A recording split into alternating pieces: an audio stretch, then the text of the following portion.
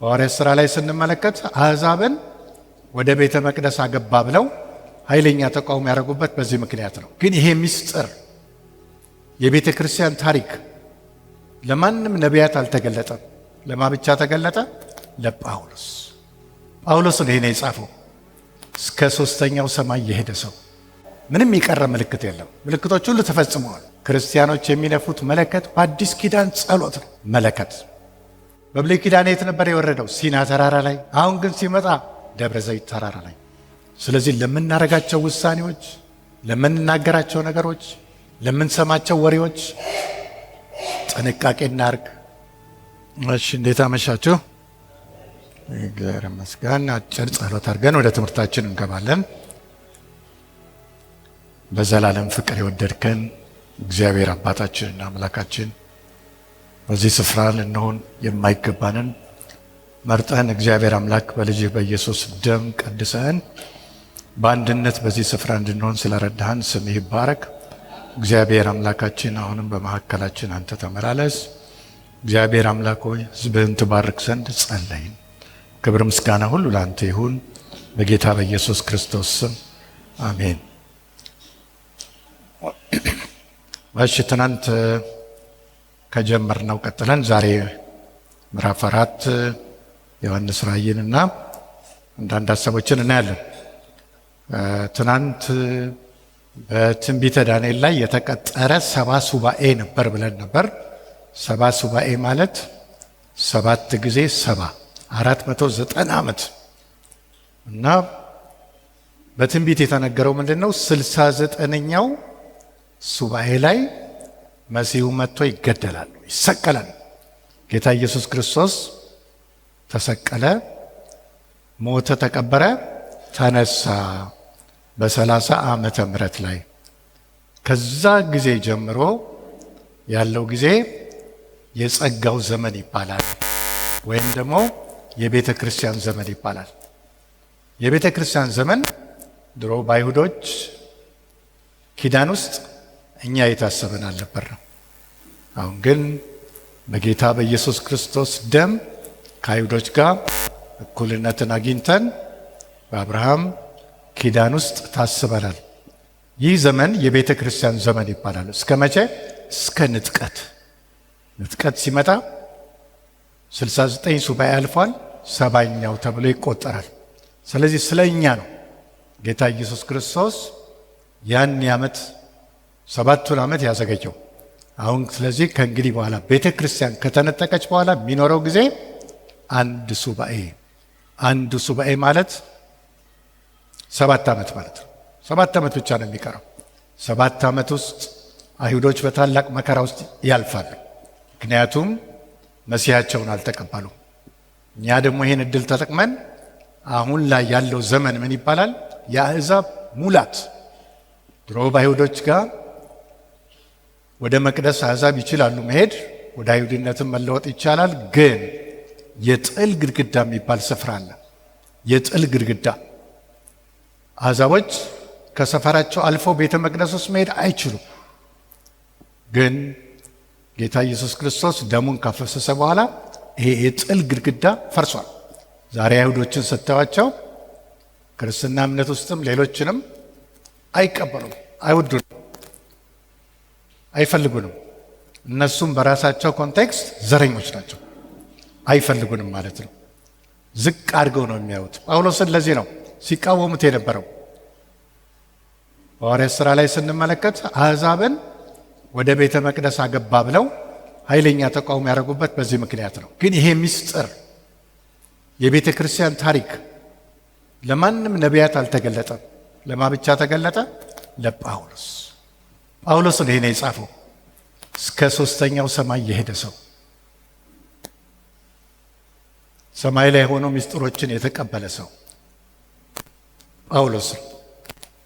ጳውሎስን በአሁኑ ዘመን አቆጣጠር ወይም ደግሞ አነጋገር ብናየው 7 ዓመት በገማሊያ እግር ስር ቆይቶ የተማረ ሰው ነው። 7 ዓመት ዛሬ ፒኤችዲ ይገኛል። ዩኒቨርሲቲ ሲገባ ፒኤችዲ። ስለዚህ ፒኤችዲ እውቀት ያለው አይነት ሰው። ጳውሎስ ግን ይህን ሁሉ ትምህርቱን እንደምንም ያልቆጠረ ሰው፣ እንደ ጉድፍ ያየ ሰው።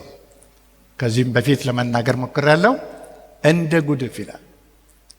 ለእኔ ለጭንጋፉ ተገለጠ ይላል። የቤተ ክርስቲያን ሚስጥርም የአሕዛብ ሐዋርያ ነው፣ ወይም ደግሞ ለአሕዛብ የተላከ ሐዋርያነቱን የተቀበለ ሰው። ስለዚህ ቀደም ሲል በአይሁዶች ዓይን እንሞላ ያልነበርነው ሰዎች ዛሬ በጌታ በኢየሱስ ክርስቶስ ደም ተዋጀን። በዚህ ስፍራ ላይ እንግዲህ ያን ጊዜ ከ2000 ዓመት በፊት በክርስቶስ ዓይኖች የታየ ጉባኤ ነው። ይሄ የተቀደሰ ጉባኤ በኢየሱስ ክርስቶስ ደም የተሸፈነ ጉባኤ ነው። እንደ ቀላል አናየውም። እኛ ያገኘነው ዕድል አይሁዶች አሁን ወደ ክርስቶስ መምጣት አቅቷቸው በሚጨነቁበት ዘመን ቤተ ክርስቲያን ግን ከኢየሱስ ክርስቶስ ጋር ያለን ኅብረት እየተሳተፈች አለች። አንድ ቀን ግን ቅርብ ጊዜ ላይ ንጥቀት ይኖራል። ንጥቀት ማለት በአየር መወሰድ ማለት ነው። ኢየሱስ ክርስቶስ በአየር ይመጣል። ከዚህ በፊት ያየነው ጥቅስ ነበር። አንደኛ ቆሮንቶስ 15:51 እስከ 53 አይተን ነበር። እነሆ አንድ ሚስጥር እነግራቸዋለሁ ይላል ጳውሎስ። ይህም ደግሞ ሚስጥር ምንድነው? ሁላችንም አናንቀላፋም። አሁን እንደዚህ እዚህ መድረክ ላይ ይቆሙ የነበሩ የቤተ ክርስቲያናችን አባላት ስም ሳልጠራ ብዙ ነበሩ። ዛሬ የሉም። ዛሬ መቃብር ውስጥ ናቸው ያሉት። እኛ በሕይወት አለን። ዛሬ ንጥቀት ቢሆን ሁላችንም አላንቀላፋንም። እኛ እንሄዳለን፣ ግን ከኛ ፊት ሙታን ይሄዳሉ። ሙታን መቃብራቸው ይከፈታል። ምንድን ነው የሚታየው? ሙታኖች ላይ የክርስቶስ ደም የክርስቶስ ደም ተቀብተው የሞቱ ብዙ ሰዎች አሉ። እነዛ ሁሉ ይነሳሉ። መጀመሪያ ቅድሚያ የሚሰጠው ለሙታን ነው። ቀጥሎ እኛ ሕያዋን ክርስቶስን ለመቀበል በአየር እንነጠቃለን ይላል። ይሄ የሚሞተው የማይሞተውን ሊለብስ ደካማ ጎናችን፣ ነገረኛ ጎናችን፣ ኃጢአተኞች እግዚአብሔር ቤት ውስጥ ነው እንኳን እያልን እየኖርን ጽድቃችንን ያልጠበቅን ሰዎች ነው። ግን ከክርስቶስ ደም የተነሳ እግዚአብሔር ምሕረት አድርጎልን በተለይ በዚህ ከተማ ውስጥ ደግሞ ስንመለከት ክርስትናም በጣም አስቸጋሪ የሆነበት ስፍራ ነው። ግን ማንን እኛ ዛሬ በክርስቶስ ደም ለመዋጀት በዘላለም መንግሥት ውስጥ ለመሳተፍ የሚል ጥያቄ ይፈጥራል። ይሄ ንጥቀት 3 አይነት አመለካከት አለ። አንዱ ግሩፕ ምን ይላል? ከመከራው በፊት ቤተ ክርስቲያን ትነጠቃለች ይላሉ። ይሄ ምን ይባላል? በእንግሊዝኛ ፕሪ ትሪቡሌሽን። ፕሪ ማለት ቅድመ መከራ ንጥቀት አለ ነው። ቅድመ መከራ ንጥቀት ከተባለ ሐሰተኛው ክርስቶስ ከመምጣቱ በፊት ከክርስቶስ ጋር እንሆናለን ማለት ነው። የዛን ጊዜ መሬት ላይ ብቻ የሚሆነውን ነገር እንሰማለን ወይም እናያለን። መከራ ምድር ላይ ከፍተኛ ይሆናል። 666 የሚሰለጥንበት ዘመን፣ ሐሰተኛው ክርስቶስ መጽሐፍ ቅዱስ አታንብቡ የሚልበት ዘመን፣ ክርስቲያን የሆነ ሰው አንገቱ የሚቆረጥበት ዘመን፣ ቅዱሳንን ሰይጣን አካል ለብሶ የሚገዛበት ዘመን፣ ከባድ ጊዜ ይሆናል። ስለዚህ አስቀድመን እንነጠቃለን የሚሉ አብያተ ክርስቲያናት አሉ። ከዛ ውስጥ እንግዲህ እኛም ሌሎችም ቤተ ክርስቲያኖች አሉ። ቅድመ ንጥቀት። ለዚህ ማረጋገጫ የሚሰጠው ዮሐንስ ራእይ ምዕራፍ 3 ቁጥር 10 ላይ ነው። ዮሐንስ ራእይ 3 ቁጥር 10 በንባብ እንሰማዋለን። የትዕግስቴን ቃል ስለጠበቅህ እኔ ደግሞ በምድር የሚኖሩትን ይፈትናቸው ዘንድ በዓለም ሁሉ ላይ ሊመጣ ካለው ከፈተናው ሰዓት እጠብቅሃለሁ። ኢየሱስ ክርስቶስ ነው ተናጋሪው ለፊላዴልፊያ ቤተክርስቲያን። ፊላዴልፊያ ቤተክርስቲያን ምንም ነቀፋ ከክርስቶስ ያልደረሰባት ቤተክርስቲያን ነች። ፊላዴልፊያ ማለት የወንድማማቾች ፍቅር ማለት ነው። ፍቅር የሞላባት ቤተክርስቲያን፣ የወንጌል በር የተከፈተላት። ክርስቶስ ሲናገር የወንጌል በር ከፍቼልሃለሁ ይላል።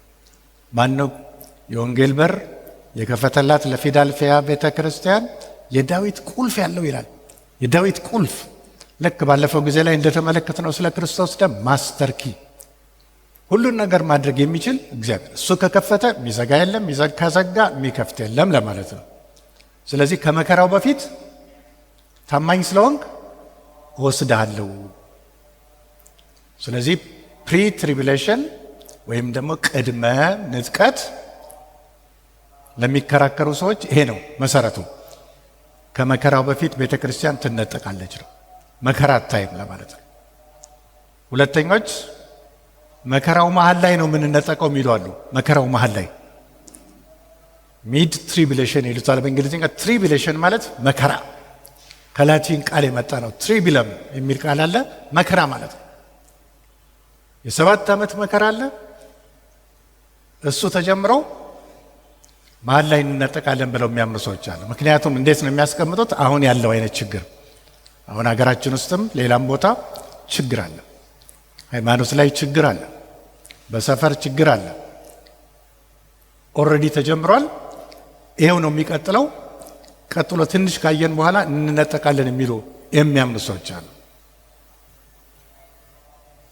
ሶስተኞቹ ፖስት ትሪቢሌሽን፣ ፖስት ማለት ድህረ፣ ከመከራው በኋላ መጨረሻ ላይ ኢየሱስ ክርስቶስ ሲመጣ እኛም ተነጥቀን ከክርስቶስ ጋር አብረን ወደ መሬት እንመጣለን የሚሉ አሉ።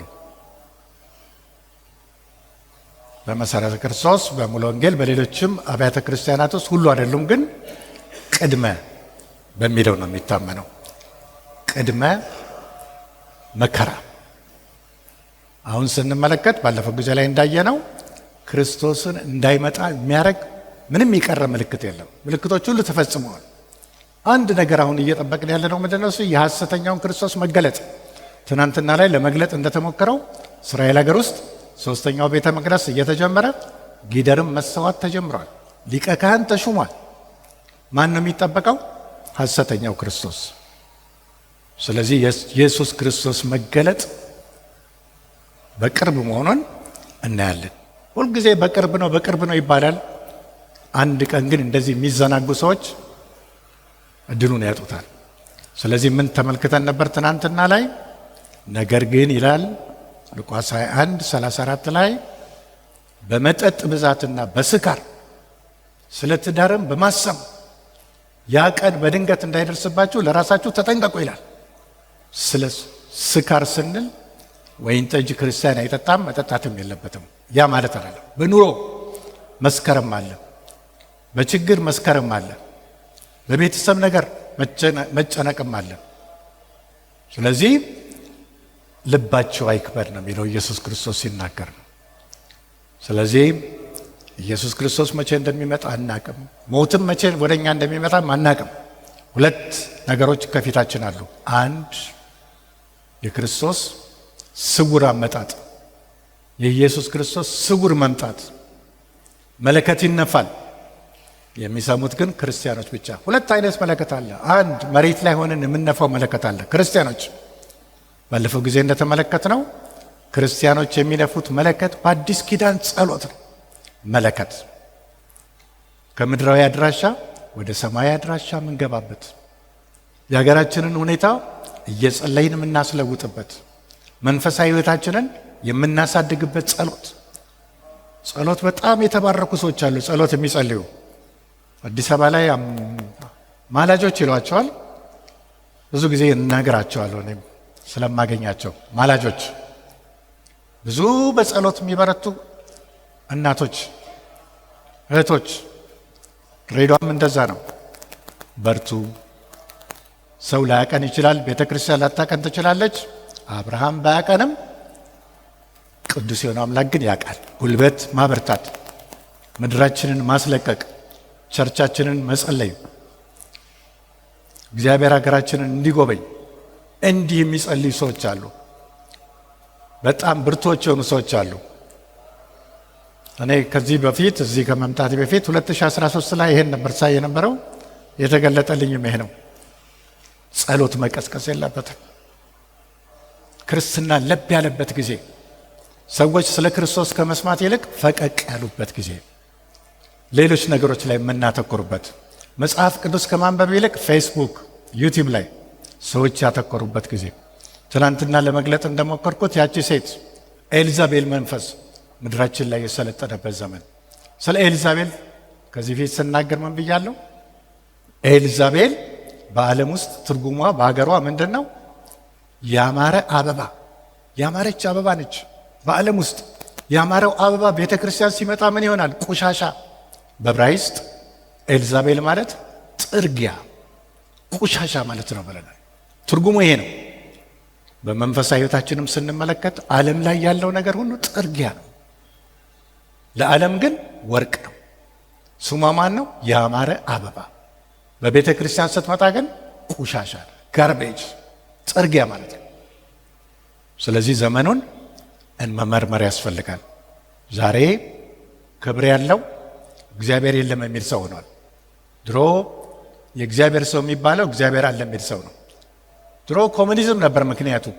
ዛሬ ኮሙኒዝም ሳይኖር እግዚአብሔር የለም የሚል ሰው ክህደቱ እውቀት ሆኗል፣ ተገለባብጧል። እግዚአብሔር የለም የሚለው ቤተ ክርስቲያን ሲመጣ ቆሻሻ ትምህርት ነው። በዓለም ውስጥ ላሉት ግን ክብር ነው። ስራ ለማግኘት እግዚአብሔር የለም ማለት አሜሪካ፣ አውሮፓ ሀገሮች ውስጥ እንደዛ ነው።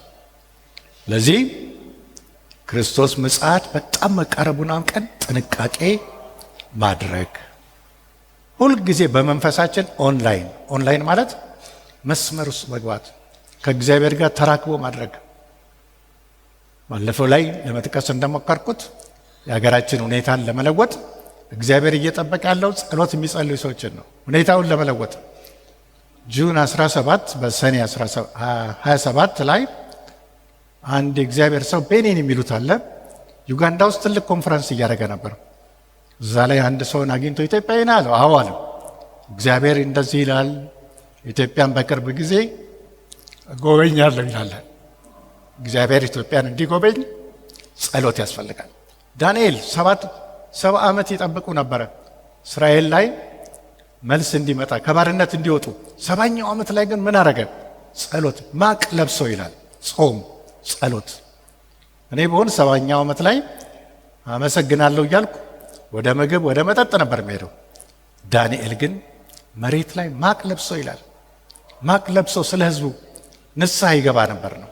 ስለዚህ ዛሬ ኢትዮጵያ ውስጥ ንስሐ አገሪቱን ወክሎ መግባት ትልቅ በረከት ነው። የምትጸልዩ ሰዎች እግዚአብሔር ይባርካቸዋል። አሁንም ደግሞ ጸሎታችንን ልንቀጥል ይገባል ማለት ነው። ሰዎችን እናድናለን። አለዛ የእያንዳንዱ ሰው ነፍስ እዳው እኛ ላይ ነው ያለው። አሁን ዛሬ የምናየው ምዕራፍ 4 ነው። ምዕራፍ 4 እና የተወሰኑ ነገሮችን እናያለን። ምዕራፍ 4 ላይ ዮሐንስ ራእይ 11 ጥቅሶች ናቸው ያሉት። ዮሐንስ ነገሮች ሁሉ ካለቁ በኋላ ምን ሆነ? አንድ ድምፅ መጣልኝ ይላል። መለከት በሚመስል ድምፅ ነው የመጣለት። መለከት ይመስላል ይላል። ከሰማይ የሚመጣውም ድምፅ መለከት ነው። ከመሬት ወደ ሰማይ እንጃ የምንሰደው ድምፅ መለከት ይለዋል። ቀንደ መለከት። ድሮ እስራኤላውያኖች ዘሌዋውያን ምዕራፍ 10 ከአንድ ጀምራችሁ ስታነቡ ስለ ቀንደ መለከት ይናገራል። እስራኤሎች ቀንደ መለከት የሚነፉት መቼ ነው? ድንኳናቸውን ለማፍረስ በምድረ በዳ ሲሄዱ ድንኳን ለማፍረስ ጉዞ ለመጀመር ወደ ስብሰባ ለመጠራት ምን ያደርጉ ነበረ? ቀንደ መለከት ይነፋል። ዛሬ የኢየሱስ ክርስቶስን ዳግም ምጽአት ለመጠበቅ ቀንደ መለከት፣ ዛሬ ሀገራችንን ጥያቄ ለመፍታት ቀንደ መለከት። ምክንያቱም ምድሪቱ ስቃይ ውስጥ ነች ያለች። አሁን እኛ ብዙ አይሰማንም። ሐኪሞች ሆስፒታል ስትሄዱ እኛ የሚያስለቅሰን ነገር እነሱ ምናቸውም አይደለም። ምክንያቱም ብዙ ችግር ስለሚያውኑ እነሱ እንደዛ ደንዝዘናል ዛሬ። ስለዚህ ምንድነው ሰው ቀንደ መለከት መንፋት። የሰማዩን አይደለም የምንጠብቀው፣ የመሬቱን ካሰማን የሰማዩም ይመጣል ለማለት ነው። አሁን ዮሐንስ ራእይ ምዕራፍ 4 ከ1 እስከ 11 ያለውን እናነብና እናያለን። ምዕራፍ 4 ከ1 እስከ 11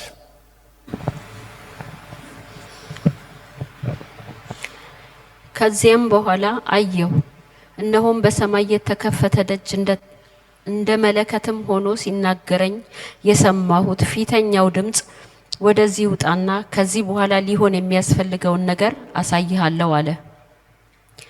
ወዲያው በመንፈስ ነበርሁ፣ እነሆም ዙፋን በሰማይ ቆሟል፣ በዙፋኑም ላይ ተቀማጭ ነበረ። ተቀምጦም የነበረው በመልአኩ የኢያስጲድንና የሰርዲኖን ዕንቁ ይመስል ነበር። በመልኩም መርግድን የመሰለ ቀስተ ደመና በዙፋኑ ዙሪያ ነበረ። በዙፋኑ ዙሪያም 24 ዙፋኖች ነበሩ። በዙፋኖቹም ላይ ነጭ ልብስ ለብሰው በራሳቸውም የወርቅ አክሊል ደፍተው 24 ሽማግሌዎች ተቀምጠው ነበር። ከዙፋኑም መብረቅና ድምፅ ነጎድጓድም ይወጣል። በዙፋኑም ፊት 7 የእሳት መብራቶች ይበሩ ነበር። እነርሱም 7ቱ የእግዚአብሔር መናፍስት ናቸው። በዙፋኑም ፊት ብርሌ የሚመስል የብርጭቆ ባህር ነበረ። በዙፋኑም መካከል በዙፋኑም ዙሪያ በፊትና በኋላ ዓይኖች የሞሏቸው 4 እንስሶች ነበሩ። ፊተኛውም እንስሳ አንበሳን ይመስላል። ሁለተኛውም እንስሳ ጥጃን ይመስላል። ሶስተኛውም እንስሳ እንደ ሰው ፊት ነበረው። አራተኛውም እንስሳ የሚበረውን ንስር ይመስላል። 4ቱም እንስሶች እያንዳንዳቸው 6 ክንፎች አላቸው። በዙሪያቸውና በውስጣቸውም ዓይኖች ሞልተውባቸዋል። ቅዱስ ቅዱስ ቅዱስ የነበረውና ያለ የሚመጣውም ሁሉንም የሚገዛ ጌታ አምላክ እያሉ ቀንና ሌሊት አያርፉም። እንስሶቹም በዙፋኑ ላይ ለተቀመጠው ከዘላለም እስከ ዘላለም በሕይወት ለሚኖረው ለእርሱ ክብርና ውዳሴ ምስጋናም በሰጡት ጊዜ 24ቱ ሽማግሌዎች በዙፋኑ ላይ በተቀመጠው ፊት ወድቀው ከዘላለም እስከ ዘላለም በሕይወት ለሚኖረው እየሰገዱ ጌታችንና አምላካችን ሆይ አንተ ሁሉን ፈጥረሃልና ስለ ፈቃድህም ሆነዋልና ተፈጥረውማልና ክብር፣ ውዳሴ፣ ኃይልም ልትቀበል ይገባሃል እያሉ በዙፋኑ ፊት አክሊላቸውን ያኖራሉ።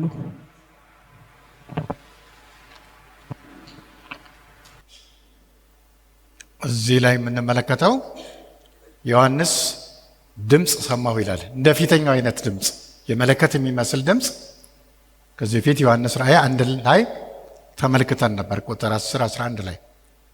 አሁንም ያን የመሰለ ድምፅ ሰማሁ ይላል። ምን ይለዋል? ከዚህ ውጣ። ምንድን ነው እሱ? እኛን ወክሎ ወዴት ሄደ? ወደ ሰማይ። እኛን ወክሎ ነው ወደ ሰማይ ሄደው። ውጣ ነው የተባለው። ከዚህም በኋላ ሊሆን የሚያስፈልገውን ነገር አሳይሃለሁ፣ አሳውቅሃለሁ ነው። ይህን የሚናገረው ጌታ ኢየሱስ። ስለዚህ የት ሄደ? ሁላችንንም ወክሎ ወደ ሰማይ። ሰማይ ላይ ተመልከቱ፣ የሚሆኑ ነገሮች አሉ። 1 ዙፋን ይላል። ዙፋን አየሁ ይላል። ዙፋን ምንን ያሳያል? ስልጣን፣ ገዥነትን። ዛሬ በዚህም ስፍራ ያለ ነው ከምን የተነሳ ነው? ከዚህ ዙፋን የተነሳ ገዥነትን ያሳያል። እግዚአብሔር ገዢ ባይሆን ኖሮ እዚህ ስፍራ ባልተገኘን ነበር። ሁላችንም ገዢ ሆነን እነሆ የእስራኤል አምላክ ይላል፣ አይተኛም አያንቀላፋም ይላል መዝሙረ ዳዊት 121 ላይ። አይተኛም፣ የማይተኛ አምላክ በሰማይ ስላለ ነው እንጂ እንደ ሀገራችን ሁኔታ ቢሆን እኮ የለንም፣ ጠፍተናል ዛሬም። ስለዚህ የተመለከተው ምንድን ነው? ዙፋን። ዙፋኑ ላይ ማን ያለው? እግዚአብሔር አብ። ዙፋን አየ፣ ተቀማጭ ደግሞ አለ ይላል። ተቀማጩ ማን ነው? እግዚአብሔር አብ። ግን ያየው ምንድን ነው? ቅርጽ አላየም፣ ፎርም አላየም። ምን አየው ይላል? የእሳት ብርሃን፣ እሳት። እግዚአብሔርን ስናስብ ዛሬ ቅርጽ ሰርተን እንድንሰግድለት ወይም እንድናመልክ አይደለም። እዚህ ላይ የምናየው ምንድን ነው? ዙፋን አለ፣ ዙፋኑ ላይ ተቀማጭ። ተቀማጩ ማን ነው? እሳት ብርሃን ይላል። ይሄ የእሳት ብርሃን ምንድን ነው? እሱ ይላል፣ ይገልጽልናል። እዚሁ ጋር እሳት ምን ነበረ ይላል? ምን ይመስል ነበር ይላል? እያስጲድ ይላል። ተመልከቷት፣ እያስጲድ የምትሰጠውን ካለር። እንደገና ደግሞ ሰርዲኖን ይላል። እነኝህ እንቁዎች ናቸው። ለወደፊት ስናይ ዮሐንስ ራእይ 21 እና 22 ላይ ስለ አዲሲቱ ኢየሩሳሌም እናያቸዋለን። መልካቸውን ግን እዩት። እያስጲድ ካህናት ድሮ በብሉይ ኪዳን ሲያገለግሉ እነዚህን እንቁዎች ያደረጓቸው ነበር። ምንና ምንን? እያስጲድ እና ሰርዲኖን 12ቱንም የእስራኤል ነገሮች ናቸው የሚወክሉት። ግን እዚህ ጋር እያስጲድ ማንን ነው የሚወክለው? ሮቤል፣ የመጀመሪያው ልጅ የያዕቆብ የመጀመሪያው ልጅ ማን ነው? ሮቤል። ሰርዲኖን ማንን ነው የሚወክለው? ቢንያም፣ የመጨረሻው ልጅ። ምንድን ነው እዚህ ጋር እግዚአብሔር የሚሰጠን ትርጉም? እኔ መጀመሪያም ነኝ መጨረሻም። መጀመሪያም መጨረሻም የሆነውን አምላክ ዛሬ በቤተ ክርስቲያን ውስጥ እናመልካለን። ስለዚህ እነዚህን ቃሎች ስታዩ የሚሰጧቸውም ትርጉሞች አሉ። ምንድናቸው? ሮቤል ጀማሪነቱን እግዚአብሔር ይገልጻል። ቢንያም ፈጻሚውም ደግሞ ታሪክን የሂውመን ወይም ደግሞ የሰው ዘር ታሪክን የሚፈጽመው እግዚአብሔር አብ። ዙፋኑ ምንን ያሳያል? ገዥነቱን። ዛሬ ምድር ከሱ የተነሳ እየተገዛች ነች። አገራችን ከሱ የተነሳ ሰላም ነች። መውጣት መግባት ከባድ የሆነባቸው ቦታዎች አሉ። እግዚአብሔር ስለ ሰላማችን በምስራቅ እንኳን አካባቢ ብቻ ስላለው ነገር ምስጋና ይገባል ለማለት ነው። እንደገና ምን አየ ይላል? ሶስተኛ ቀስተ ደመና ይላል። ምን የሚመስል? ሰንጴር ይላል። ኤሜራልድ ይለዋል በእንግሊዝኛ። ሰንጴር እዩት፣ አረንጓዴነት ያለው ሰንጴር የምን ምልክት ነው? ይሄ ቃል ኪዳን። ዛሬ የእግዚአብሔር ሰዎች የቃል ኪዳን ሰዎች ነው። ምን አለን? የዘላለም ሕይወት። የዘላለም ሕይወት ዛሬ የእግዚአብሔር ቃል ኪዳን ቀስተ ደመናው ዛሬ ተስፋውን ነው የሚያሳየን የዘላለም ሕይወት ለማግኘት። ስለዚህ በሰማይ ላይ ቀስተ ደመና አለ ይላል። ምን ይመስላል? ሰንጴር። የከበረ ተስፋ አለን ለማለት ነው ቤተ ክርስቲያን። ቀጥሎስ ምን ይናገራል? እዚሁ ጋር ስትመለከቱ ሽማግሌዎች 24 ሽማግሌዎች ይላል። ቤተ ክርስቲያንን ወክለው ሰማይ ላይ ያሉ 24 ሽማግሌዎች 24 ዙፋኖች አሉ። በዙፋኖቻቸው ላይ ተቀምጠዋል። ምን ለብሰዋል? ነጭ ልብስ። በራሳቸው ላይ ምን ደፍተዋል? የወርቅ አክሊል፣ የወርቅ ዘውድ ወይም የወርቅ አክሊል ደፍተዋል። 24 ሽማግሌዎች ቤተ ክርስቲያንን ወክለው በላይ አሉ። እንደገናስ ከዙፋኑ ምን ይወጣል? ከዙፋኑ ምን ይወጣል ይላል? መብረቅ፣ ነጎድጓድ፣ ድምፅ ይወጣል ይላል። እግዚአብሔር ባለበት ሁል ጊዜ ምን አለ? መብረቅ፣ እንደዚሁም ድምፅ፣ ነጎድጓድ ይወጣል። የእግዚአብሔርን መገኘት የሚያሳዩ ምልክቶች ናቸው። ግን ቅድም ላይ ሰዓት፣ የእሳት ብርሃን ብለን ነበር። የእሳት ብርሃን መጽሐፍ ቅዱሳችንም ላይ እግዚአብሔር እሳት እንደሆነ የሚናገሩ የተለያዩ ጥቅሶች አሉ። እግዚአብሔር ብርሃን እንደሆነ የሚናገሩ የተለያዩ ጥቅሶች አሉ። አንደኛ ጢሞቴዎስ ምዕራፍ 6 ቁጥር 16 እናነባለን። አንደኛ ጢሞቴዎስ ምዕራፍ 6 ቁጥር 16 ስለ እግዚአብሔር ሲናገር፣ እሺ እርሱ ብቻ የማይሞት ነው፣ ማንም ሊቀርበው በማይችል ብርሃን ይኖራል። አንድ ሰው እንኳ አላየውም፣ ሊያይም አይቻለውም። ለእርሱ ክብርና የዘላለም ኃይል ይሁን፣ አሜን። እሱ ይላል እግዚአብሔር የት ነው የሚገኘው? ማንም ሊቀርበው በማይችል ብርሃን ውስጥ ይላል። ብርሃን አለ ሶስተኛው ሰማይ ላይ። እኛ የምንሄደውም ሶስተኛ ሰማይ ላይ ነው። ሶስተኛው ሰማይ ላይ ማንም ሊያየው አልቻለም፣ አሁንም አይችልም። የዛን ጊዜ ግን በዘላለም መንግስት ከእሱ ጋር ስንሆን እናየዋለን። ዛሬ የማይቻለው የዛን ጊዜ ይቻላል። ስለዚህ በሚያስደንቅ ብርሃን ውስጥ ነው እግዚአብሔር ያለው። ስለዚህ የእሳት ብርሃን ቅድም ያየ ነው። እነኛ ሁለት ዕንቁዎች ተቀላቅለው የሚሰጡት ብርሃን ነው፣ የእሳት ብርሃን።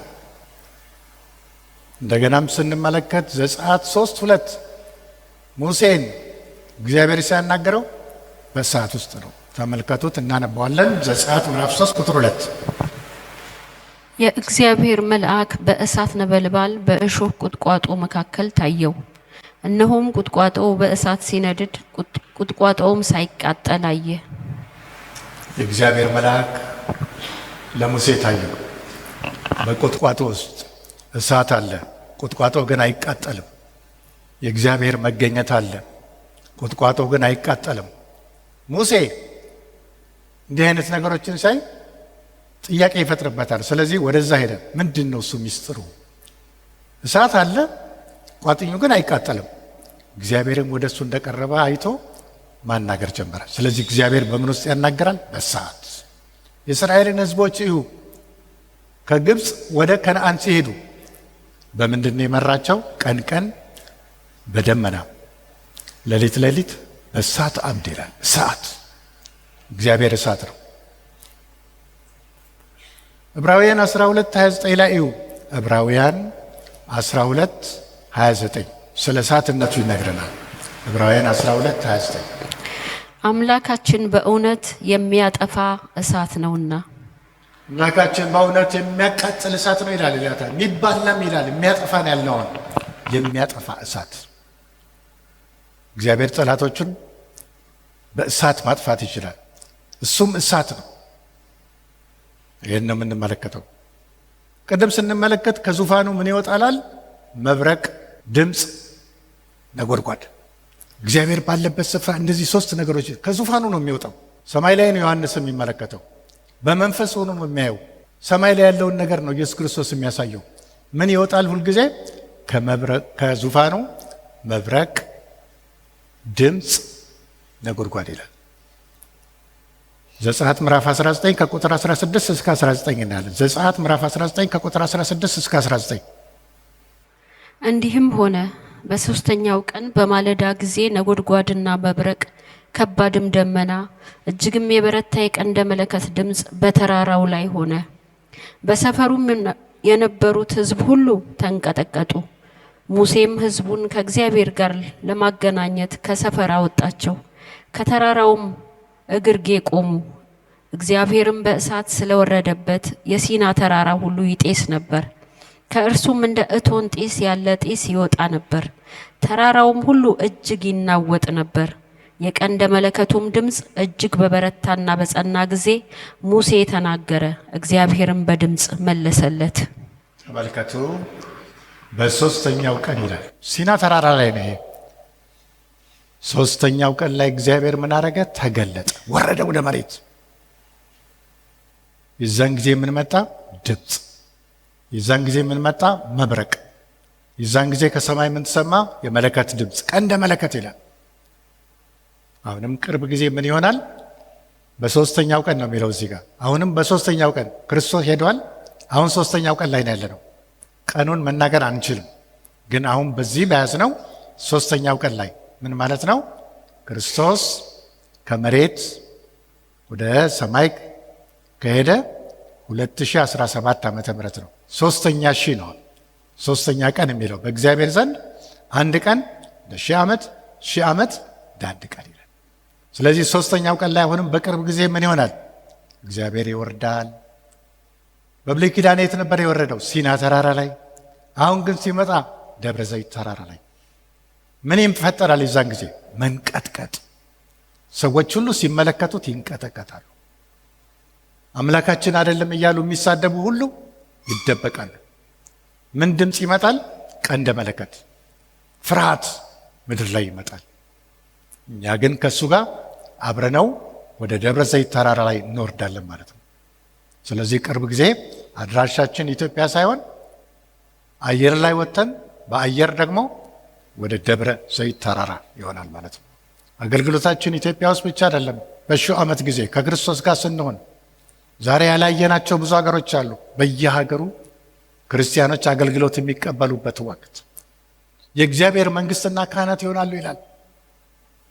ካህናት ዛሬ አገልግሎት ያጣን በቸርች ውስጥ ወይም ፈልገን ያላገኘነው ፖዚሽን ቢኖር የዛን ጊዜ ግን ይህ አገልግሎት ይሰጣል። ይህ አገልግሎት የወንጌል አገልግሎት ነው። በተለያየ ፊልድም ያለን ያን አገልግሎቶቻችንን የምንሰጥበት ወቅት ይሆናል። ከእሱ ጋር ምን እንሆናለን? እነግሳለን ይላል። መንገስም አለን። ዛሬ ምድር ላይ የተገፋ ሰው ስለ እምነቱ የተንገላታ የዛን ጊዜ ግን እጥፍ በጥፍ ምላሹን የሚያገኝበት ወቅት ነው። ዛሬ አገልግሎት እንዳንሰጥ በሽታ ያዘን፣ በሽታችን አልፈወስ ያለን የዛን ጊዜ ግን በሽታ የሚባል ከላያችን ላይ ጠፍቶ አገልግሎት መስጠት የምንችልበት ወቅት ነው። ስለዚህ እግዚአብሔር ባለበት ቦታ ሁሉ ምን አለ? መብረቅ፣ ድምፅ፣ መንቀጥቀጥ። ስለ 7 ማኅተሞች፣ ስለ 7 መለከቶች፣ ስለ 7 ጽዋዎች መሬት ላይ የሚፈሱ አሉ። የዛን ጊዜ እንመለከታቸዋለን። በምስል የምናያቸው ነገሮች፣ በድምፅ የምንሰማቸው ነገሮች ይኖራሉ። ስለዚህ እግዚአብሔር ሲመጣ መንቀጥቀጥ፣ ድምፅ፣ መብረቅ፣ ነጎድጓድ፣ የቀንደ መለከትም ድምፅ ይሰማል። ታላቅ የፍርሃት ቀን። ህዝቡ ፈራ። ሙሴ አንተ ተናገረን እግዚአብሔር አይናገረን እስከ ማለት ድረስ የደርሱ። ምክንያቱም ከምድር ጋር ንክኪ ያለው ህዝብ፣ እግዚአብሔርን በሚገባ ያላወቀ ህዝብ እግዚአብሔርን በክብሩ ማየት አይችልም። ሌላ ዙፋን አየ፣ ተቀማጭ አየ፣ እንደገናም ደግሞ 24 ሽማግሌዎች አየ፣ እንደገና ከመብረቁ ድምፅ ሲወጣ አየ ይላል። ድምፅ መብረቅ ነጎድጓድ ሲወጣ አየ ከዙፋኑ። ሌላ ደግሞ ምን ይነግረናል? እዛው ቦታ ላይ እግዚአብሔር የሚያሳየን ነገር ምንድን ነው? እሱ 7 መብራቶች ነበሩ ይላል። 7 መብራቶች እግዚአብሔር ጋር። እነዚህም ምንድን ናቸው? 7 የመንፈስ ቅዱስ ባህሪያት ናቸው። 7 መብራቶች፣ ችቦች እግዚአብሔር ዘንድ አለው መንፈስ ቅዱስ። እነዚህም ወደ ዓለም ሁሉ የሚላኩ 7ቱ መናፍስት ይላቸዋል። መንፈስ ቅዱስ ነው። ሁልጊዜ እግዚአብሔር ባለበት መንፈስ ቅዱስ አለ። ምስጋና ክብር ስንሰጥ ዛሬ 3ቱንም ታሳቢ አድርገን ነው። 7 መብራቶች፣ እነሱም 7ቱ የመንፈስ ቅዱስ ባህሪያት ናቸው። ምንድን ናቸው እነዚህ? የእግዚአብሔር መንፈስ፣ የጥበብ መንፈስ፣ የማስተዋል መንፈስ፣ የምክር መንፈስ፣ የኃይል መንፈስ፣ እግዚአብሔርም የመፍራት መንፈስ። እነዚህ ውስጣችን ሊያድሩ ሁልጊዜ ያስፈልጋል። ከሰዎች ጋር ባለ ግንኙነት መጠንቀቅ። እንደ እግዚአብሔር ሰዎች እግዚአብሔርን እየፈራን የምንሰጣቸው አስተያየቶች፣ የምንሰጣቸው ውሳኔዎች ወሳኞች ናቸው። እነዚህ ናቸው 7 መናፍስት ይላቸዋል። ሌላ እንደውም ከዙፋኑ ደግሞ ፊት ለፊት ምን ነበር ይላል? የብርጭቆ ባህር የሚመስል ይላል። በሰማይ ላይ ባህር የለም። ለወደፊት ስናይ እናያለን። ኢየሩሳሌም አዲሲቱ ላይ ባህር የለም ይላል። ባህር የመርገም ምልክት ነው፣ የለም። እዚህ ጋር ግን ምንድን ነው እሱ ባህር ያለው? የሚመስል። የእግዚአብሔር ክብር ምን ያደርጋል? ሻይን ያደርጋል፣ ያበራል። ወለሉ ላይ የእግዚአብሔር ክብር ሲያበራ ምን ይሆናል? እንደ ባህር። የእግዚአብሔር ክብር ባለበት ቦታ ለወደፊት የምንኖርበት ወቅት ይኖራል ማለት ነው። የእግዚአብሔር ክብር የሚያበራበት ቦታ።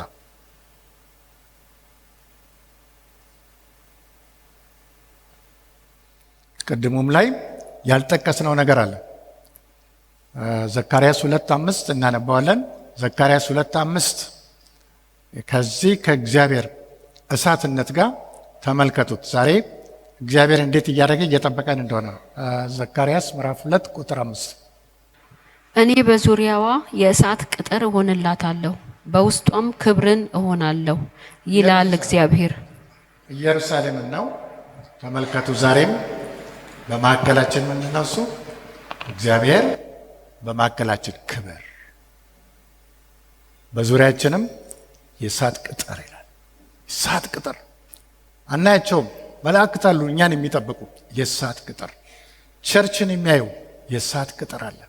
በውስጣችን ክብርን የሚያስቀምጥ የእግዚአብሔር መንፈስ።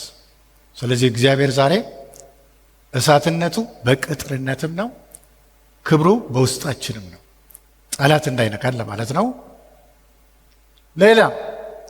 ሌላ በዛ ስፍራ ላይ ያየናቸው ምኖች ናቸው? ወይም ደግሞ የምናየው ያነበብነው 4 እንስሳት ይላል። ይሄ እንስሳት የሚለው ባለፈው ጊዜ ለማረም ሞክረን ነበር፣ አላመጣንም ባይብሉን ይመስለኛል። ዛሬ ግን እንስሳት የሚለው ትክክለኛው ትርጉም ሕያዋን ፍጡራን 4 ናቸው። በፊትና በኋላ አይኖች የሞሉባቸው፣ እያንዳንዳቸው 6 ክንፍ ያላቸው። እነዚህ ምንድን ናቸው? ኪሩቤል ይባላሉ። የእግዚአብሔርን ዙፋን የሚጋርዱ፣ እግዚአብሔርን አመስግነው የማይጠጉ 6 ክንፍ ያላቸው ኪሩቤልና ሱራፌል በእግዚአብሔር ዙፋን ፊት የማይጠፉ ናቸው። ምን ይለናል? እነዚህ ምን ይላሉ? የኖረው ያለው የሚመጣው ቅዱስ አምላክን ነው የሚያመሰግኑት። ምን ይሉታል? ቅዱስ ቅዱስ ቅዱስ እያሉ በዙፋኑ ፊት ክብርና ምስጋና ውዳሴን ያቀርባሉ ይላል። ማን ናቸው? ኪሩቤሎች። የኪሩቤሎች ስራ ምንድን ነው? እሱ እግዚአብሔርን ማመስገን፣ ውዳሴ ማቅረብ ነው። ውዳሴ ሲያቀርቡ ሰማቸዋል ዮሐንስ። ቀጥሎ ሳጠገባቸው ምኖች አሉ? 24ቱ ሽማግሌዎች ቤተ ክርስቲያንን ወክለው ሰዎች ናቸው። እነዚህስ ምን አረጉ? ይህን ሲሰሙ ምስጋና እነሱም ቀጠሉ። እግዚአብሔርን ስለምን አመሰገኑት? ፍጥረትን ስለፈጠረ፣ እኛ ስለተፈጠረ። አሁን እኮ እኛም ባንፈጠር ኖሮ በዚህ ስፍራ አንገኝም፣ በዘላለም ሕይወት ውስጥም አንገኝም። 24ቱ ሽማግሌዎች ምን አደረጉ? የቅዱሳንን ጸሎት የሚያቀርቡ ናቸው። ተወክለው የመጡ ናቸው። ምን አደረጉ? እግዚአብሔርን አመስገኑ። ለምን? ሰማይን ስላስዋበ፣ ምድርን ስላስጌጠ፣ ፍጥረትን ስለፈጠረ። ለእግዚአብሔር ከዘላለም እስከ ዘላለም ክብር ውዳሴ ይሁን ይላሉ። ስለዚህ እዛን ጊዜ እኛም እግዚአብሔርን አመስግነን የማንጠግብበት ቦታ ላይ እንሆናለን ማለት ነው። እነሱ እኛን ወክለው ነው እዛ ያሉት። ለእግዚአብሔር የሚያጥኑ ዕጣን በአዲስ ኪዳን ምንድን ነው ብለናል? የቅዱሳን ጸሎት ምሳሌ ነው። ዕጣን ማጨስ። ዛሬ ዕጣናችን በእግዚአብሔር ፊት ምን ያህል ይሸታል? ዛሬ ጸሎት በጠፋበት ዘመን፣ ሰዎች ወደ ኋላ ባሉበት ዘመን፣ ሰዎች ቤተ ክርስቲያን ይከፍታሉ፣ ነገር ግን የክርስቶስን ክብርና ጭብጨባ ለራሳቸው የወሰዱበት ዘመን። ሰዎችም ዛሬ ልባችን ወዴት ነው ያለው? አብዛኞቻችን ወደ ነቢያት። ነቢያት የሚሰጡን ነገር ምድር ላይ ያለ ነው። አሜሪካ ትሄጃለሽ፣ መኪና ይኖርሃል። የቤተ ክርስቲያን ግን መልእክት ምንድን ነው? እሱ ዛሬ በክርስቶስ ደም ታጠቡ፣ የዘላለም ሕይወት ትኖራላችሁ። ምድር ላይ ለመኖራችን ዋስትና የለም። ነቢያት የሚሰጡን ይሄን ነው። ቤት ትገዛለህ፣ እንዲህ ትሆናለህ ነው። አሜሪካ መሄድ መንግሥተ ሰማያት አይደለም። አንዳንድ ሰዎች አውቃለሁ እኔ አሜሪካ እግዚአብሔር ስላልወሰዳቸው የሚቀየሙ ሰዎች አሉ። አንዳንድ ሰዎች አሜሪካ ለመሄድ ውሸት ይዋሻሉ። የውሸት ጋብቻ፣ ብዙ ነገር እያደረጉ የሚሄዱ ሰዎች አሉ። እነዚህ ሁሉ ነገሮች ግን በእግዚአብሔር ዓይን አንድ ቀን ይታያሉ።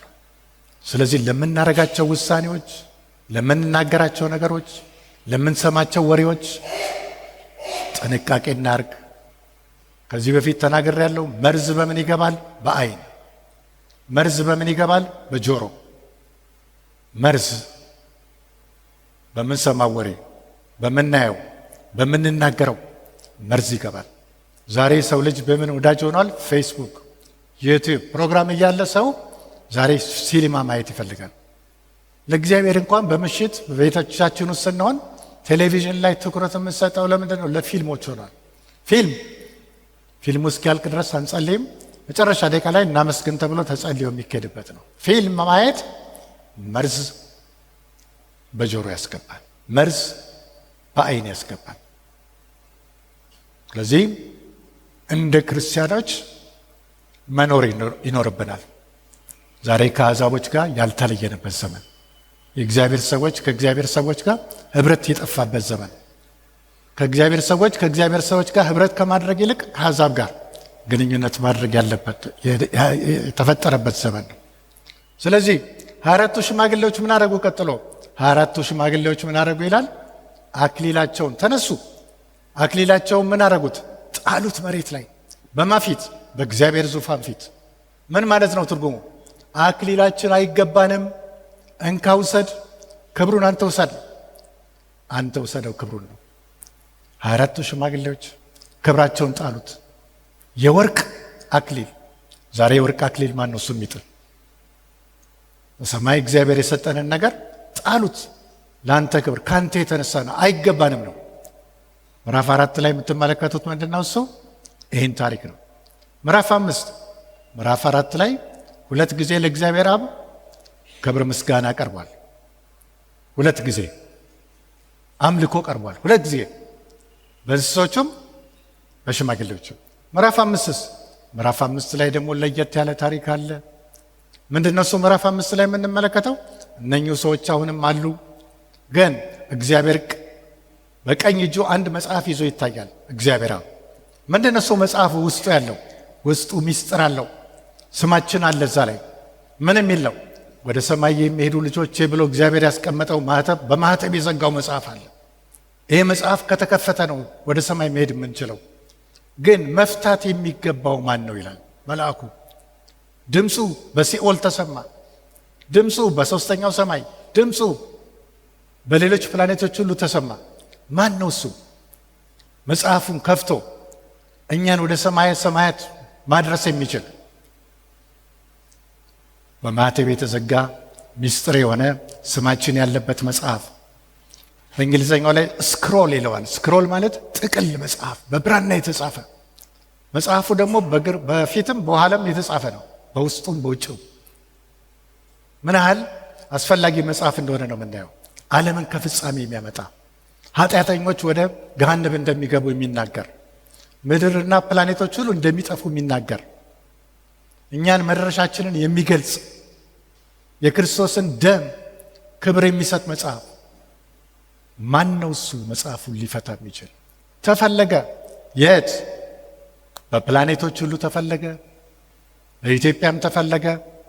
ኢትዮጵያ ውስጥ ዛሬ አንዳንድ ጊዜ የምንታያላችሁ ከክርስቶስ ስም ይልቅ የሰው ልጆች ስም የከበረበት ዘመን፣ የክርስቶስ ስም ያልተከበረበት፣ ከክርስቶስ ገድል ይልቅ የሰው ክብር፣ የሰው ገድል የሚነገርበት ዘመን። እንኳን በሌሎቹ ቤተ እምነት እኛም ክርስቲያኖች ነን ባልነው ውስጥ ምን ይሆናል? የክርስቶስ ክብር ስፍራው የተወሰደበት ዘመን ነው። ሰዎች የወሰዱበት ዘመን ነው። በምድራችን ላይ ስንመለከት ማንም የለም። በሲኦል ተሰማ ድምፁ፣ በሰማይ ተሰማ፣ ከምድር በታች ተሰማ፣ አንድም ሰው አልተገኘም ይላል። ሊመለከተው እንኳን የሚገባ ሰው አልተገኘም ይላል። ምዕራፍ 5 ነገር እናየው፣ 4ንም ጭምር በደንብ እናየዋለን። ቀጥሎ ምን ሆነ? ዮሐንስ አለቀስኩ ይላል። ሰማይ ሊቀርብኝ ነው፣ እዚሁ ልንሆን ነው ማለት የዘላለም መንግስት ሊቀርብን ነው። ማን ነው መጽሐፉን መፍታት የሚችል? ቅዱስ የሆነ ሰው። ቅዱስ የሆነ ሰው የለም። ሁሉም የረከሰ ነው። ከዚህ ቤት ተናግሬዋለሁ። ሰዎች ዛሬ እገሌ የሚባል መልአክ አለ፣ እገሌ የሚባል ሰው አለ፣ በሱ እንድናለን ይላሉ። እኔ የተወለድኩበት ቦታ ቀርሳ የሚባል ቦታ አለ።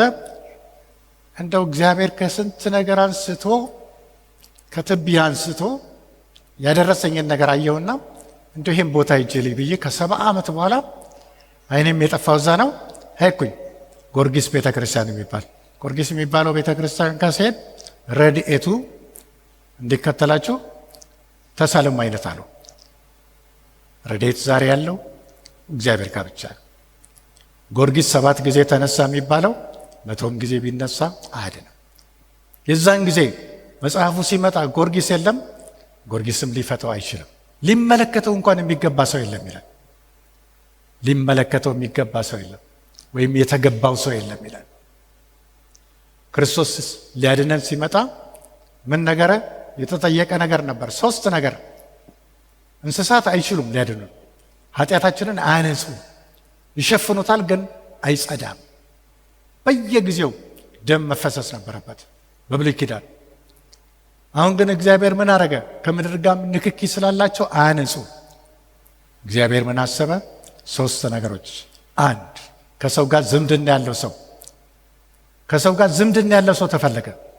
ከሰው ጋር ዝምድና ያለው ሰው ማለት እንደኛ ሰው የሆነ ቢፈለግ ምድር ላይ ጠፋ። ቅዱሳን የሉም። የተለያየ ሰዎች ዛሬ ስም ይጠራል፣ እነሱ ሁሉ የሉም። ስለዚህ ምን ሆነ? በላይ በሰማይ እግዚአብሔር ወልድ ወደ መሬት ለመውረድ ፈቀደ። ሁለተኛ ምን ያስፈልግ ነበር? ሰው መሆን ብቻ አይደለም። ሁለተኛ ፍቃደኛነት። ኢየሱስ ክርስቶስ ወደ መሬት ለመምጣት ፍቃደኛ ሆነ። ሶስተኛ የሚያስፈልግ ነበር አቅም። አቅም ማለት ቅድስና። ኢየሱስ ክርስቶስ 3ቱንም አሟልቶ ወደ መሬት መጣ። ስለዚህም ዛሬ የምናመልከው፣ ዛሬም በማዕከላችን ያለው፣ ለወደፊትም ደግሞ 3ኛው ሰማይ ላይ የሚወስደን አዲስቱ ኢየሩሳሌም ጋር የሚወስደን ጌታ ኢየሱስ ክርስቶስ ለዚህ ያበቃ። ስለዚህ ማህተሙ ምን ሆነ? ተፈታ። በስንት ማህተም ነው የተዘጋው? በ7። 7ቱ ማህተሞች ተፈቱ። ስለዚህ ዛሬ እኛ ምን አለን? እውቀት። እውቀቱ ምንድን ነው? እሱ ማንም ሰው በጌታ በኢየሱስ ክርስቶስ ካልሆነ ወደ ሰማይ አይሄድም። በድፍረት መናገር የምንችለው እኛ ብቻ ነው። ሌሎች ቡዲዝም ይላል እንደዚህ አርግ፣ እንደዚህ አታርግ። ይህ አይደለም። ዛሬ ሊያድን ያለው እንደኛ ሰው የሆነው አቅምም ያለው ፍቃደኛም የሆነው ጌታ ኢየሱስ ክርስቶስ ዛሬ የምናመልከው በማዕከላችን ያለው ያ ግን አበቃን ነው። መጽሐፉን ይዘረጋ ዘንድ ማኅተሞቹንም ይፈታ ዘንድ የተገባው እሱ ሆነ ይላል። የተገባው ኢየሱስ ክርስቶስ ነው። ስለዚህ ማኅተሞች ተፈቱ። ስለዚህ ማኅተም በመፈታቱ ምክንያት ምን ሆነ? ዛሬ የክርስቶስ ልጆች የዘላለም ሕይወት ያገኛሉ አለ እግዚአብሔር አብ። ፍርድ ለማን ተሰጠ? ለኢየሱስ ክርስቶስ። ፍርድ ለማንም አልተሰጠም። ለወደፊት ነጭ ዙፋን ፍርድ ይመጣል። የዛን ጊዜ ድሉ የሚሰጠው ፍርዱን ለማድረግ ለማን ነው? ለጌታ ለኢየሱስ ክርስቶስ ብቻ ነው። ስለዚህ ፈራጅ ኢየሱስ ክርስቶስ ነው። ስለዚህ ዛሬ ጊዜያችንን በሚገባ ልንጠቀምበት ይገባል ለማለት ነው። ቀጥሎስ ምን ሆነ? ቀጥሎ መጽሐፉ ከተፈታ በኋላ አራቱ እንስሶች እግዚአብሔርን ማመስገን ጀመሩ። ጌታ ኢየሱስ ክርስቶስን ምዕራፍ 5 ቁጥር 9 ላይ አናነበውም? ምን ተመጣ? ድምፅ መጣ፣ ዝማሬ። ታርደሃልና ይገባሃል። ማንን? ጌታ ኢየሱስ ክርስቶስን። ምን ሆኖ ታያቸው ለሰዎች? የዛን ጊዜ ቆሞ። የቆሞ የት ጋ ነው? በዙፋኑ በአራቱም ሽማግሌዎች ዙሪያ ቆሞ ይላል። እንደምን? እንደ ታረደ በግ። የታረደው በግ ዛሬ መድኃኒታችን ነው። መጽሐፍ ቅዱስ ላይ ምን ይላል? የሰናፍጭ ቅንጣት የምታህል እምነት ቢኖራችሁ ይህን ተራራ ከዚህ ወደዛ እለፍ ብትሉት ያልፋል ይላል። ይህን ተራራ እምነት ስላለ እምነት አይደለም የሚያድነን። ሐኪም ቤት ስትሄዱ ሐኪም መድኃኒት ያዛል። የሚያድነው ግን ማን ነው? መድኃኒቱ። እዚህም ላይ የሰናፍጭ ቅንጣት የምታህል እምነት ቢኖራችሁ ሲል ምን ማለት ነው? እምነቱ አይደለም የሚያድነን። እምነቱ አይደለም የሚያድን መድኃኒት የሆነው ጌታ ኢየሱስ ክርስቶስ ነው ማለት ነው። ስለዚህ ጌታ ኢየሱስ ክርስቶስ በእሱ ላይ የሚኖረን አመኔታ፣ በእሱ ላይ የሚኖረን እምነት ከኃጢአት ያነጻል፣ ከክፉ ይጠብቀናል፣ ለዘላለም መንግስትም ያበቃናል ለማለት ነው። ስለዚህ ታርደሃልና ይላል። ታርደሃልና ይገባሃል የሚለው ድምፅ የት ሄደ? እልፍ ጊዜ አላፋት ይላል። እልፍ ጊዜ አላፋት ለእግዚአብሔር ወልድ ምስጋና ቀረቡ። ለማን አሉ? በዙፋኑም ላይ ለተቀመጠው ለታረደውም በግ አሉ። በዙፋኑ ላይ የተቀመጠው እግዚአብሔር አብ። እግዚአብሔር አብ በምዕራፍ 4 ላይ ስንት ጊዜ አምልኮ ቀርቦለታል? 2 ጊዜ። እዚህ ላይ ኢየሱስ ክርስቶስ ስንት ጊዜ አምልኮ ቀርቦለታል? 2 ጊዜ ሆኖ ሶስተኛውን ሁለቱም ተጋርተውታል። ቀጥሎስ ይሄ ድምፅ እንደገና ወደ መሬት መጣ። መሬት ላይ ወዴት ሄደ? ወደ ጥልቅ፣ ወደ ባህር። ፍጥረት ሁሉ ያሰማው የነበረው ድምፅ ነበር፣ ለእግዚአብሔር ክብር የሚሰጥ። ባለፈው ጊዜ ላይ ከዋክብቶች ምኖች ሲዘምሩ ትንሽ ችግር ስለነበረ አላየነውም። ዛሬም ትንሽ ጊዜው ስለሄደ በነገው ፕሮግራም ላይ እንዳያቸዋለን። ፍጥረት ሁሉ ድምፅ የሚሰጥበት አሁን ሳይንቲስቶች አግኝተዋል። ቅጠላ ቅጠሉ፣ ዛፉ፣ ምን ሁሉ ድምፅ አለው፣ ሙዚቃ አለው። እኛ ደግሞ ምን ሰማው አለ። ነገ ላይ ኮከቦች ይዘምራሉ፣ ፀሐይ ትዘምራለች፣ ጨረቃ ይዘምራል።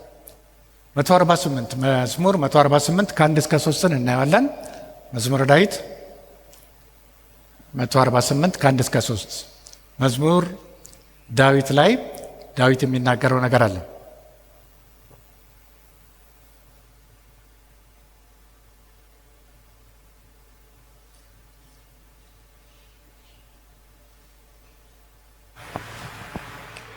ፀሐይና ጨረቃ አመስግኑት፣ ከዋክብትና ብርሃን ሁሉ አመስግኑት። እግዚአብሔር ያመሰግነው ፀሐይና ጨረቃ፣ ከዋክብት። ኢዮብም ሲናገር ምን ይላል? የአጥቢያ ኮከቦች ሲዘምሩ ይላል። የአጥቢያ ኮከቦች ሲዘምሩ ዛሬ አግኝተውታል። አሜሪካ ውስጥ ናሳ ይሄ ጥናት የሚያደርጉ ስለ ስፔስ ሰማይ ላይ ዝማሬ አለ። ቋንቋ የለም፣ ድምፅ አለ፣ ዜማ አለ። ስለዚህ ፍጥረት ሁሉ ምን ያደርጋል? የዛን ጊዜ ይንበረከካል። ጌታ ኢየሱስ ክርስቶስ ምን ያደርጋል? የዛን ጊዜ ወደ ምድር ይመጣል። ምዕራፍ 5 ላይ ምን ሆኖ ነው የምናየው? ኢየሱስን ቆሞ፣ አንደኛ መጽሐፉን ተቀብሎ ለመክፈት፣ ሁለተኛ የቆሞ ምስጋና ለመቀበል፣ ሶስተኛስ ወደ መሬት ለመምጣት። አሁን ቆሞ ነው ያለው። ስለዚህ ጌታ ኢየሱስ ክርስቶስ በላይ ቆሞ ነው ያለው። አንድ ሰው እያለ እንግሊዝ ሀገር ውስጥ ያለ፣ ዛሬ ከጊዜው አኳያ አንችልም፣ ነገ ላይ እናያለን። አንድ መዝሙር አወጥቷል። ባለፈው 2 ዓመት ስኔ ስመጣ ዝማሬው እዚህ ላይ ተሰምቶ ነበር። አሁን ዝማሬውን አንሰማውም። ይሄ ሰው ማን ይባላል? ፍሬድሪክ ሃንድል የሚባል የጀርመን ሰው 1741 ላይ አንድ መዝሙር አወጣ። ሃሌሉያ ኮረስ ይላል። ኮረስ ማለት አዝማች። እንዴት አወጣው ተባለ። በ1741 ዓመተ ምህረት የወጣ መዝሙር። እንዴት አወጣው ሲሉት እግዚአብሔር ሰማይን ከፍቶ አሳየኝ ይላል። ሰማይን ከፍቶ አሳየኝ፣ ሰማይ ላይ ያለውን ዝማሬ ይላል። አንድ አስተማሪ ዝማሬው ሲዘመር መጀመሪያ አንድ የእንግሊዝ ንግሥት ተነሳች ይላል። እንግሊዝ ንግሥት አይደለም የተነሳችው። ዛሬ መረጃ ለማግኘት ኤአይ መክፈት ነው፣ ሌላ ችግር የለውም። እንግሊዛዊት ሴት አይደለችም። የመጀመሪያ የተነሳው ሰው ኪንግ ጆርጅ ሁለተኛው፣ ዳግማዊ ጆርጅ ወይም ጎርጊስ እንደማለት ነው። ያ ነው 1742 ላይ ይሄ መዝሙር ሃሌሉያ ኮረስ ይላል። ነገ ላይ ጊዜ ስለሚኖረን በደንብ የምናየው ይሆናል። ስለዚህ ዛሬ የእግዚአብሔርን ቃል ለመስማት የአይነቱ ድል መገኘት ከእግዚአብሔር ክንድ የተነሳ ነው። ቤተ ክርስቲያን ቅርብ ጊዜ ትዘጋለች፣ ይዘጋሉ፣ ሁሉም ቦታ አሉ። ከዛ ፊት ለእግዚአብሔር ተገቢውን ክብር ምድራችንን እግዚአብሔር እንዲጠቀምባት ሕዝባችን እንዲድን ዛሬ በጸሎት ልንተጋ የጸሎት ህብረቶች ልንፈጥር ይገባል። ጸሎትን የሚቃወሙ ቸርቾችም አሉ።